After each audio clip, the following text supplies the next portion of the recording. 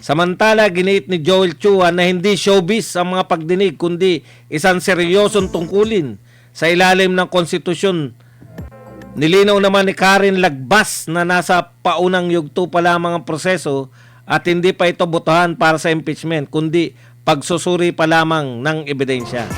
Tanong, sa tingin mo, sapat bang basehan ng mga dokumento at testimonya upang ituloy ang impeachment? O kailangan pa ng mas matibay na ebidensya bago magdesisyon? Partner, ito magandang komentuhan tong sinabi nila na hindi drama, Hindi drama. Hindi showbiz. Hindi showbiz, yan, hindi showbiz yung kanilang gagawing investigasyon sa salin ng pangalawang pangulo. Natural.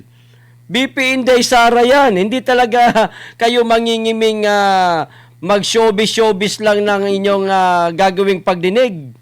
Kay BP Inday Sara yan Duterte, kalaban nila yung mga partner kung sa mga tiwaling opisyal, mga pinangalanang nagnakaw na sa kaban ng bayan, wala naman kayong ginagawang pagdinig.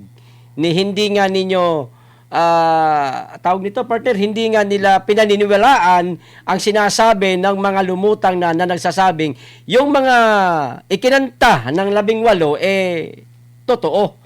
Pinasisinungalingan nga nila Pagka Inday Sara, magaling sila. Talagang wala silang Palalampasin. walang drama, hindi sila mangingimi. Talagang ididiin nila mga partner. Partner Bisdak.